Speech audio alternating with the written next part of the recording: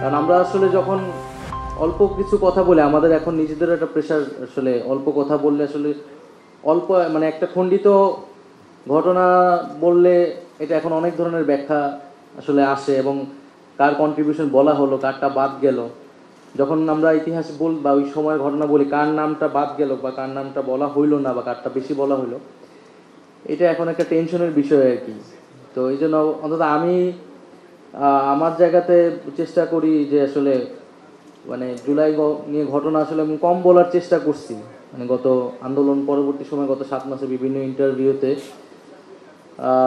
কারণ আমার কাছে ব্যক্তিগতভাবে মনে হয়েছে যে আমাদের জায়গা থেকে যারা আমরা এই আন্দোলনে ছিলাম সামনের দিকে, আমাদের জায়গা থেকে বা আমি যদি ব্যক্তিগতভাবে মনে করি আমার জায়গা থেকে আসলে কথা বলার সময় এখনো আসে নাই। তো সেই সময়টা আসলে আরও পরে আসবে আমি মনে করি, যখন সব কথা বলা যাবে। কারণ অনেক ঘটনা এখানে ঘটছে। আবার এটাও সত্য, যদি এই সময় আমরা কিছু ঘটনা বলে না রাখি তাহলে এই ঘটনার নানান ডিফারেন্ট ইন্টারপ্রিটেশন হবে বা হচ্ছেও। তো সেই জায়গা থেকে আসিফ এই কাজটা করছে, এটা আমাদের সবার জন্য একটু সহায়ক হবে। তো আসিফের বইতে মোটামুটি একটা বর্ণনা আছে, এটার যদি ডিটেইলস ও করতে যাইতো এটা হয়তো 400-500 পৃষ্ঠার ভলিউম হইতো। সেটা সংক্ষিপ্ত বর্ণনা আছে। তো এই আন্দোলন নিয়ে অনেকগুলা বিষয় তো আসলে আসছে, যে প্রথমত যে এই আন্দোলনটা কি পরিকল্পিত ছিল নাকি এই আন্দোলনটা আসলে স্বতঃস্ফূর্ত ছিল, এই ডিবেটগুলা আন্দোলন পরবর্তীতে আসছে। এবং আমি এইটা আসলে বিরোধাত্মক মনে করি না। এই আন্দোলনটা একটা পরিকল্পনার মধ্য দিয়ে আগাইছে, আবার পরিকল্পনার বাইরে যাওয়া ঘটনা প্রবাহ আগাইছে, এবং মানুষের স্বতঃস্ফূর্ততা আসছে, এবং মানুষকে যে স্বতঃস্ফূর্তভাবে কানেক্ট করতে হবে এটাই কিন্তু এই আন্দোলনের মূল পরিকল্পনা ছিল একদম শুরুতেই। কারণ আমরা শুরুতেই আন্দোলনের নেতৃত্ব, আন্দোলনের কৌশল, এই বিষয়গুলো নিয়ে আমাদের একটা চিন্তা ভাবনা ছিল। এবং আমরা যেহেতু ক্যাম্পাসে গত 7-8 বছর দীর্ঘ সময় ধরে আন্দোলনই করছি আসলে নানান এই ছাত্রদের পক্ষের আন্দোলনগুলা, এবং ওই রাজনৈতিক দলের বাইরে গিয়ে আসলে একেবারে সাধারণ শিক্ষার্থীদের জায়গা থেকে বিভিন্ন সময় বিভিন্ন ইস্যুতে, সেই 18 সালের কোটা সংস্কার আন্দোলন থেকে নিরাপদ সড়ক, ডাকসু নির্বাচন, এবং এরপরে নানান যে আবরার হত্যা বিরোধী আন্দোলন। ফলে যেমন আমাদের তো একটা ছাত্র সংগঠন ছিল ছাত্র শক্তি। তো ছাত্র শক্তির আহ্বায়ক হিসেবে বা মূল নেতৃত্ব হিসেবে ছিলেন আক্তার হোসেন, ক্যাম্পাসে খুবই পরিচিত মুখ ডাকসুর নেতা হিসেবে। কিন্তু আমাদের নিজেদের মধ্যে একটা আন্ডারস্ট্যান্ডিং ছিল যে আক্তার হোসেন সামনে থাকবেন আমরা যখন আন্দোলনটা শুরু করব। ইভেন এরকমও ছিল যে আমিও আন্দোলনের শুরুতে সামনে থাকবো না, আমাদের যে যারা পরের লেয়ারে আছে বা ঢাকা বিশ্ববিদ্যালয়ের নেতৃত্ব আসিফ বাকের, তারা এই আন্দোলনটাকে লিড দিবে আমাদের ছাত্র শক্তির জায়গা থেকে আর কি।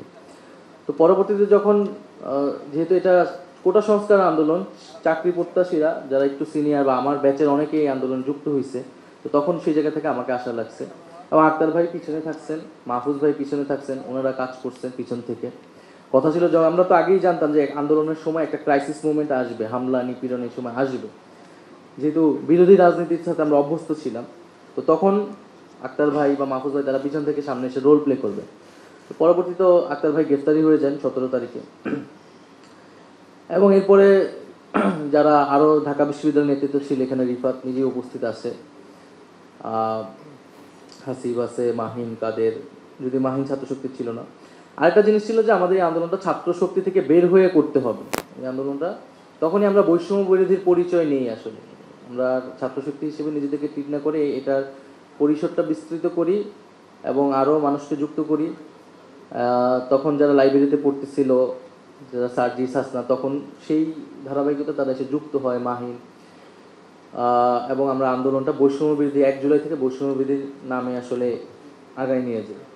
তো আমি আসলে ইতিহাসটা বলতে একটু কম চাই, কারণ আমার কাছে মনে হয়েছে যে এই আন্দোলনটা যেহেতু একটা স্বতঃস্ফূর্ত গণ অভ্যুত্থান এবং নানা মানুষের অংশগ্রহণ, অবদান, এবং আমরা নিজেরাও আসলে জানি না কোথা থেকে কত সাপোর্ট আসলে সেই সময় আসছে।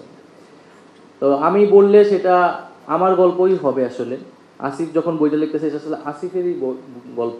রিফাত যখন বলতেছে এটা রিফাতে, আমাদের প্রত্যেকেরই এই অভ্যুত্থানে আসলে আলাদা আলাদা একটা গল্প আছে। এই আলাদা আলাদা গল্পগুলো একটা কালেকটিভ স্টোরি বা মেমোরি আমাদের জন্য হয়তো তৈরি করবে। আমরা যখন এখানে বলতেছি এটা নিশ্চয়ই ঢাকা বিশ্ববিদ্যালয় কেন্দ্রিক গল্পটা, কিন্তু ঢাকা বিশ্ববিদ্যালয়ের বাইরে আমরা জানি প্রাইভেট বিশ্ববিদ্যালয় ভূমিকা পালন করছে, মাদ্রাসা শিক্ষার্থীরা নেমে আসছে।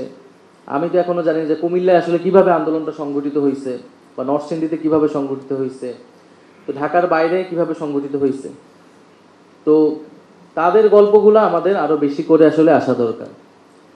এবং আন্দোলনের 19 তারিখ থেকে বেসিক্যালি 1 তারিখ পর্যন্ত ব্যক্তিগতভাবে আমি বা আমার সাথে আসিফ বা বাকের, আমরা কিন্তু আর মাঠে ছিলাম না।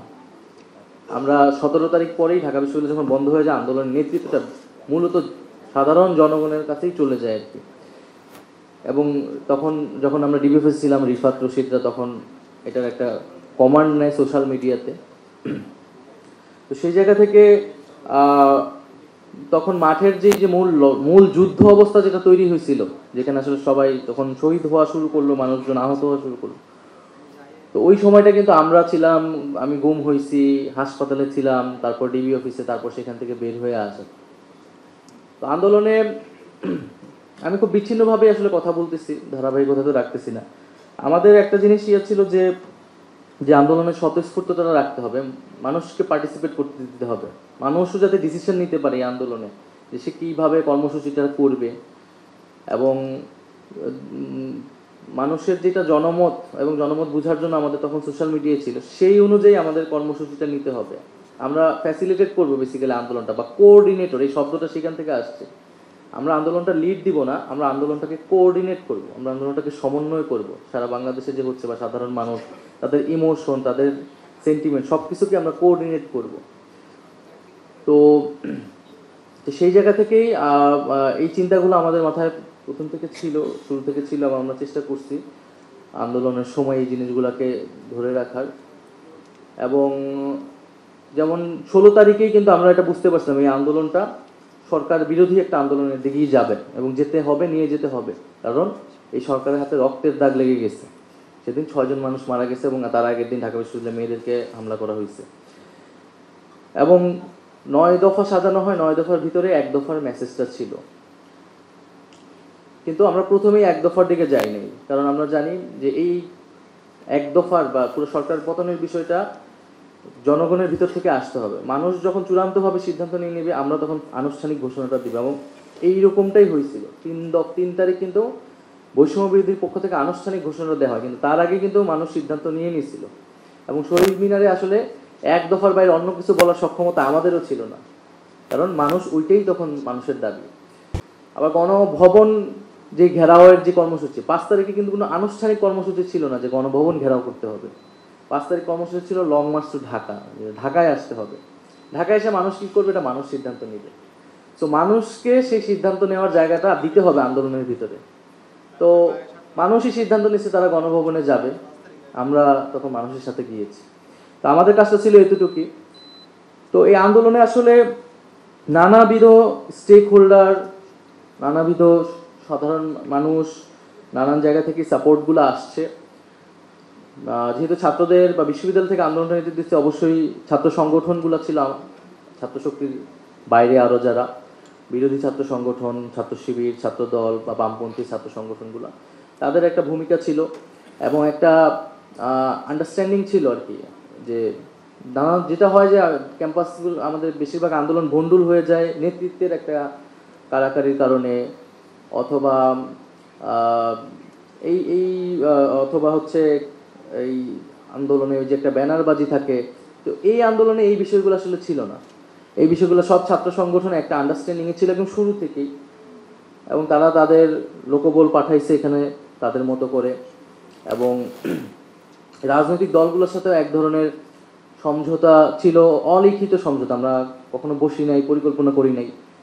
যেমন বিএনপি তারা শুরু থেকেই এই আন্দোলনটাকে বলছে এটা সাধারণ শিক্ষার্থীদের আন্দোলন, আমাদের নৈতিক সমর্থন আছে। তারা কখনোই বলে না এটা আমাদের আন্দোলন, এবং এটা তাদের আন্দোলন ছিলও না শুরু থেকে। আবার আমাদের জায়গা থেকে আমরা বলছি এটা অবশ্যই সাধারণ শিক্ষার্থীদের আন্দোলন, কিন্তু রাজনৈতিক দলের লোকরা এখানে অংশগ্রহণ করতে পারবে না এইরকম কোনো শর্ত আরোপ আমরা প্রত্যক্ষ বা পরোক্ষভাবে করি নাই। বরং যখন সময় হয়েছে, এবং 23 তারিখে প্রেস ব্রিফিংয়ে যেখানে আমাকে বলা হয়েছিল ডিজিএফআই থেকে, যাতে আমরা বলি যে এটা বিএনপি জামাতের আন্দোলন এবং আমাদের এই সকল আগুন অগ্নি সন্ত্রাস তারা করতেছে। তো 2 প্রেস ব্রিফিং থেকে আমি আরও বলি যে রাজনৈতিক দলের, বিরোধী দলের নেতৃত্ব নেতা কর্মীদের নির্বিচারে গ্রেফতার করা হচ্ছে সাধারণ শিক্ষার্থীদের পাশাপাশি, আমরা এটা নিন্দা জানাচ্ছি। ফলে এখানে এক ধরনের মিথস্ক্রিয়া ঘটছে, এবং এর ভিতর দিয়ে আন্দোলনটা আসলে একটা পরিণতির দিকে গেছে। তো 5 তারিখ পর্যন্ত আসলে আমরা অনেক ভুল করলেও সেটা আসলে সঠিক হয়েছে, এবং এটা অবশ্যই একটা মিরাকেল আমি মনে করি। উপরওয়ালার একটা অবশ্যই এখানে একটা তার বিষয় ছিল এবং তিনি সহায়তা না করলে আসলে এই আন্দোলনটা এইভাবে যাইতো না। আমরা মনসুন রেভলিউশন বলা হচ্ছে, কিন্তু পুরো আন্দোলন টাইমে সেই রকম বৃষ্টিপাত হয় না যে মানুষ রাস্তায় নামতে পারবে না। এটাও একটা অলৌকিক ব্যাপার আমার কাছে মনে হয়। তো এরকম অনেক অলৌকিক ঘটনাও আসলে এই আন্দোলনের সময় ঘটছে। আর সর্বোপরি আমরা সাপোর্ট পাইছি মানে মানুষের, এবং যাকে চিনি না জানি না বা দল মত নির্বিশেষে আমরা আসলে এই সাপোর্টটা পাইছি। আরেকটা হচ্ছে এই আন্দোলনে ছাত্রলীগের একটা অংশেরও কিন্তু ভূমিকা আসলে অনেক বেশি ছিল, যারা ছাত্রলীগ থেকে বের হয়ে গেছে, যাদেরকে এখন আমরা বিদ্রোহী বা বিপ্লবী ছাত্রলীগ বলি, ওই বিদ্রোহী অংশটা, কারণ তারা বের না হলে এই আন্দোলনটা কিন্তু হল থেকে আসলে একটা টাফ ছিল। তো আন্দোলনের ব্লকেট কর্মসূচির একটা গুরুত্বপূর্ণ ভূমিকা ছিল আমার কাছে মনে হয়েছে। তবে আন্দোলনে আমি একটা ব্যাখ্যা বিভিন্ন জায়গা থেকে দেখি, এরকম মানুষ বলার চেষ্টা করে যে আন্দোলনটা আসলে কোটা সংস্কার দাবিতে শুরু হয়েছিল এবং যখন হামলা নিপীড়ন করা হয় তখন সাধারণ মানুষ ক্ষিপ্ত হয়, মানুষজন ক্ষিপ্ত হয়ে নেমে আসতো। তো এইটা একটা সত্য, একটা সাধারণ জেনারেলাইজড একটা ব্যাখ্যা। কিন্তু আমি মনে করি যে এখানে অনেকগুলা ঘটনা ঘটানো হয়েছে দেখেই একটা প্রেক্ষাপট আসলে তৈরি হয়েছে। যেমন ব্লকেট কর্মসূচির মধ্যে দিয়ে কিন্তু ঢাকা বিশ্ববিদ্যালয়ের পুরা শিক্ষার্থীরা যুক্ত হয়েছে এবং ঢাকা শহরে একটা গণঅভ্যুত্থানের প্রস্তুতি আসলে তৈরি হয়েছে, একটা প্রেক্ষাপট তৈরি হয়েছে। আমরা যখন একটার পর একটা ব্যারিকেড ভাঙতেছিলাম এবং প্রতিদিন একটু একটু করে আগাইতেছিলাম, আমরা কারওয়ান বাজার থেকে ফার্ম গেট, এই যে মানুষের ভীষণটা কিন্তু বাড়তেছিল যে আমরা আসলে গণভবন পর্যন্ত যাইতে পারি, আরও ব্যারিকেড ভাঙতে পারি। ব্যারিকেড ভাঙার যে সাহসটা, সেটা ওই মিছিলগুলো থেকে, ব্লকেট কর্মসূচি থেকে তৈরি হয়েছে। তো আমি বেশি কথা বাড়াবো না, আমি বিক্ষিপ্তভাবে কয়েকটা কথা বললাম। সর্বোপরি যদি আসিফকে নিয়ে বলি, যে এই পুরো আন্দোলনে মানে আমার সাথে বা আমরা যারা যেই কজন খুবই ক্লোজ ছিলাম তার মধ্যে আসিফ অন্যতম, এবং পুরো ফিল্ডের দায়িত্বটা আসিফ বাকের প্রধানত দেখতো এবং তাদের সাথে রিফাত, আসিফ, তাদের ওরা সমন্বয় করতো। এবং মানে এক আন্দোলনে একটা পর্যায়ে হয়েছে আমি ফিল্ড থেকে অনেক বেশি বিচ্ছিন্ন হয়ে গেছিলাম। মানে আমাকে যেহেতু উপর লেভেলে অনেকগুলো যোগাযোগ বা অনেক কিছু ডিসিশন মেকিংয়ে থাকতে হইতেছে, পেছন থেকে তো মাহফুজ ভাই এবং আক্তার ভাই হেল্প করছে একটা, আক্তার ভাই গ্রেফতার পর মাহফুজ ভাই, নাসির ভাই এসে পরে যুক্ত হয়েছে। কিন্তু আসিফ বাকের পুরো ফিল্ডের পুরো ডিসিশনগুলা বা বাস্তবায়নের জায়গাটা ওরা সবসময় করছে এবং আসিফ অনেক সাহসী ভূমিকা নিছে, অনেক সাহসী সিদ্ধান্ত একসময় ও মানে এক একটা সময় ওর থেকেই আসছে। 15 তারিখের যে কর্মসূচিগুলো, 15 তারিখ যে আমরা কর্মসূচি দিলাম, 14 তারিখ 3টা বাজে আমরা ঘোষণা করা হয়েছে। বেসিক্যালি কর্মসূচির কথা আমি জানতাম না, কারণ আমাকে কানেক্ট করা যাচ্ছিল না এবং ও ওই কর্মসূচি ঘোষণা করে ফেলছে যাদের সাথে যোগাযোগ করতে পারছে। তা আমাদের মধ্যে এরকমও হয়েছে যে আমরা যে খুব সবসময় যোগাযোগ করে সিদ্ধান্ত নিতে পারছি এরকম না, কিন্তু কেউ একজন যখন একটা সিদ্ধান্ত দিয়ে ফেলছে আমরা সবাই সেটাকে ওন করছি এবং সেই সিদ্ধান্তটা আমরা সবাই মিলে বাস্তবায়নের চেষ্টা করছি। লং মার্চ একদিন আগায় আনার ঘোষণা, এটা আসিফের মুখ থেকেই প্রথম গেছে। আসিফ এই সিদ্ধান্ত নিচ্ছে, আমি তখন শাহবাগে আটকা, আমার পক্ষে আমাকে জানানো হয়েছে যে আগায় নিয়ে আসা হচ্ছে, ওকে ঠিক আছে। পরে ও রাতে এটা দিয়ে দিচ্ছে এবং সরকার গঠনের ওই সময়টা আসিফ খুবই ভূমিকা পালন করছে এবং ও খুবই স্ট্রংলি বলছে যে ছাত্রদেরকে সরকারের প্রতিনিধি হইতে হবে আর কি। আমার একটু নিমরাজে ছিল মানে সরকার মানে যাবো কি যাবো না, আমরা তো আসলে মাঠটা আমাদের জন্য দরকার। তখন আসিফ আমাদের মধ্যে খুবই যে না, গণঅভ্যুত্থানের প্রতিনিধিকে এই সরকারে থাকতে হবে, নাইলে এই সরকারের আমাদের যে দাবি দাওয়াগুলো সেটা আসলে বাস্তবায়ন করার সম্ভাবনা কতটুকু থাকবে এটা আমরা এখনো শিওর না, এবং সরকার কি হয় আমরা জানি না। যখন সেনাবাহিনী সহ 3 বাহিনীর সাথে বার্গেনিং হয়, সেখানেও আসিফ একটা বোল্ড ভূমিকা পালন করছে। এবং আরেকটা যেটা মজার ঘটনা ঘটছে যে আন্দোলনের পুরো সময়ে আমাদের মধ্যে একটা ইয়ে ছিল যে আন্দোলনে আমাদের ওইভাবে কোনো নেতৃত্ব আমরা তুলব না, আন্দোলনে এক এক সময়ে এক একজনকে আমরা সামনে রাখবো, পরে সময়ের প্রয়োজনেই নেতৃত্ব আসলে তৈরি হয়ে যাবে যদি প্রয়োজন হয়। তো একটা টাইমে তো আমাকেই মিডিয়াগুলো ফেস করতে হয়েছে বা এখানে কর্মসূচিগুলো ঘোষণা করতে হয়েছে, কিন্তু আমি অনেক ইনফরমেশন থেকে বিচ্ছিন্ন থাকতাম এবং এটা ইচ্ছা করেই থাকতাম। অনেকগুলো ইনফরমেশন বা সিদ্ধান্ত নিত আসিফ, বাকে বা রিফাত, ওদের পর্যায়ে থেকে যেত। বা পলিটিক্যাল কমিউনিকেশনগুলা, যোগাযোগগুলা বিভিন্ন ছাত্র সংগঠনের সাথে বা গ্রুপগুলোর সাথে, এগুলো কিন্তু আসিফ বাকের ওরা করতো এবং আমি জানতামও না কার সাথে কি কথা হয়েছে, কখন কথা হয়েছে। তো এটা আমি ইচ্ছা করেই জানতাম না, কারণ সব ইনফরমেশন আমার কাছে থাকাটা ঝুঁকিপূর্ণ। তো যখন কিন্তু সেই সময় সরকার বা গোয়েন্দা সংস্থা তারা ভাবছে এই আন্দোলন, যেহেতু আমি এই পুরো সার্কেলের লিডার, আমি ছাত্রশক্তির সেক্রেটারি এবং আন্দোলনে আমি ফেস, তো আমাকে ধরলে মনে হয় সব কিছু পাওয়া যাবে আসলে। তা আমাকে তারা তুলে নিয়ে যায় এবং তারা প্রচণ্ড পরিমাণ আসলে হতাশ হয়, কারণ আমার কাছে আসলেই কোনো ইনফরমেশন নেই। এবং তারা অনেক মারধর করে আমার মোবাইল সব কিছু তারা অ্যানালাইসিস করেও দেখতেছে আমি আসলে অনেক ইনফরমেশন নেই। আমার সাথে বিএনপির কোনো নেতার ওই আন্দোলনের সময় কখনোই কথা হয় নাই, বা ছাত্র দলের শিবিরেরও ওই অর্থে কথা হয়নি, কারণ কমিউনিকেশনগুলো যোগাযোগ করতে ওরা আসি। পরে আসিফকে একটা পরে তুলে নেন যায়, কিন্তু টার্গেট করছিল আমাকে, যেটা আমাকে দেখা যাচ্ছিল, কিন্তু ঘটনা তো ওরা ঘটাইতেছিল আর কি। তো এই বিষয়গুলো এরকম ঘটনাগুলো ঘটছে। তো আমি সর্বশেষ এটাই বলবো যে আমাদের গল্পগুলা কেউ যাতে ভেবে না নেয় যে এটা জুলাই গণঅভ্যুত্থানের গল্প হয়, শুধু আমাদের গল্পগুলোই। এখানে প্রত্যেকটা মানুষের গল্পই আসলে জুলাই গণঅভ্যুত্থানের গল্প, এবং সেই গল্পগুলো আমাদের আসলে এখন আরো বেশি শোনা উচিত।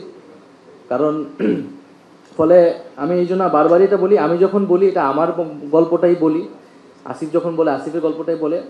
আর একটা বিষয় হচ্ছে এই 36 দিনের আন্দোলন, আমি যদি কখনো বই লিখি বা আমি যদি আরো বিস্তারিতভাবে জুলাইকে নিয়ে লিখতে চাই, তাহলে এই 36 দিনের থেকেও আমার কাছে গুরুত্বপূর্ণ হচ্ছে তার আগের যে 5-7 বছর, যেটার মধ্যে দিয়ে আমরা বড় হয়েছি, আমাদের চিন্তা ভাবনা, আমাদের ভিতরে ক্ষোভ বিক্ষোভ তৈরি হয়েছে আসলে।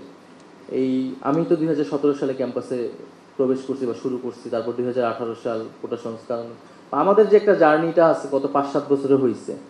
বিএনপি যেমন তার 15 বছরের একটা জার্নি আছে, বা বিএনপি সহ বিরোধী দলে তাদের একটা নির্যাতন বা লড়াইয়ের গল্প আছে।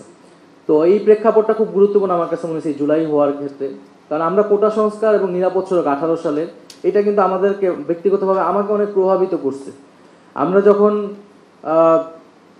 এই আন্দোলনটা শুরু করি, এই আন্দোলনটা কিন্তু অনেকটাই সেই আন্দোলনের মতো করেই নিরাপদ সড়ক বিভিন্ন জায়গায় জায়গায় ব্লকেড হয়েছে। তো ব্লকেটটা কিন্তু সেইটার আগে কি হয়েছে, মানে সেই আমাদের মাথায় ছিল ওইটা যে সবাই স্কুল কলেজে সবাই বের হয়ে আসবে, ওই সিনারিওটা কিন্তু আমার মাথায় সবসময় হিট করতো। তো তো ওই প্রেক্ষাপটের ভিতর দিয়ে তো আমরা আসলে তৈরি হয়েছি।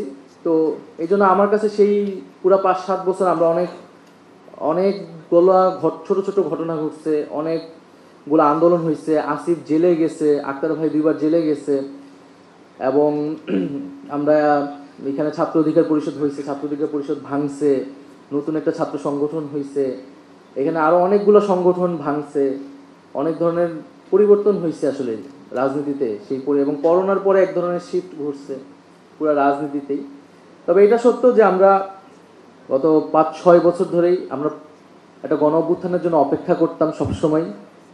এই হাসিনা সরকারের পতন একদিন ঘটবে, এটা আমাদের একটা কামনা ছিল সবসময়। কারণ আমার নিজের কাছে মনে হইতো যে আমি ঢাকা বিশ্ববিদ্যালয়ে পড়ছি বা ছাত্র রাজনীতির সাথে যুক্ত বা ছাত্র হিসেবে আছি, যে আমি আমার পরবর্তী প্রজন্মকে আসলে কি বলবো যে একটা ফ্যাসিস্ট সময় আমরা বিশ্ববিদ্যালয়ে পড়ছি, যে বিশ্ববিদ্যালয়ে এত আন্দোলন, এত ইতিহাসের গল্প, অথচ আমরা ব্যর্থ, আমরা কিছুই করতে পারি না। এবং শেষের দিকে মনে হইতো এই ব্যর্থতা নিয়ে আসলে আমাদেরকে ক্যাম্পাস থেকে বের হইতে হবে। তো এটা বাংলাদেশের জনগণ এবং উপরওয়ালাকে ধন্যবাদ যে এই ব্যর্থতাটা আমাদেরকে নিয়ে বের হইতে হয় নাই, বরং একটা সফলতা নিয়ে আমরা বের হইতে পারছি বিশ্ববিদ্যালয় থেকে, যে সরকারের পতনটা ঘটতে পারছে এবং সেখানে আমাদের কিছুটা ভূমিকা ছিল। এবং আমাদের এখন সামনের যে বিষয়টা, যে আমাদের প্রজন্ম এবং পরবর্তী প্রজন্মগুলো যারা বাংলাদেশে, তাদের জন্য যে আরেকটা ফ্যাসিজম তৈরি হবে না, এইরকম একটা রাষ্ট্র কাঠামো সমাজ ব্যবস্থা বাংলাদেশে তৈরি করা, সেটার জন্য কাজ করা, যাতে আমাদের গণতান্ত্রিক অধিকারগুলা রাষ্ট্র হিসেবে 53 বছরে আমরা যা করতে পারি নাই, এই জুলাইয়ের মধ্য দিয়ে আমরা যাতে করতে পারি। এবং জুলাইকে আমি সবসময় মনে করি এটা আমাদের একটা স্টার্টিং পয়েন্ট, এটা আমাদের এন্ডিং পয়েন্ট না। আমরা জুলাই থেকে শিখেছি, জুলাই থেকে আমরা শুরু করেছি, এবং এই যে আমাদের জার্নিটা গণতান্ত্রিক লড়াই, এইটা আমাদেরকে অব্যাহত রাখতে হবে। ধন্যবাদ।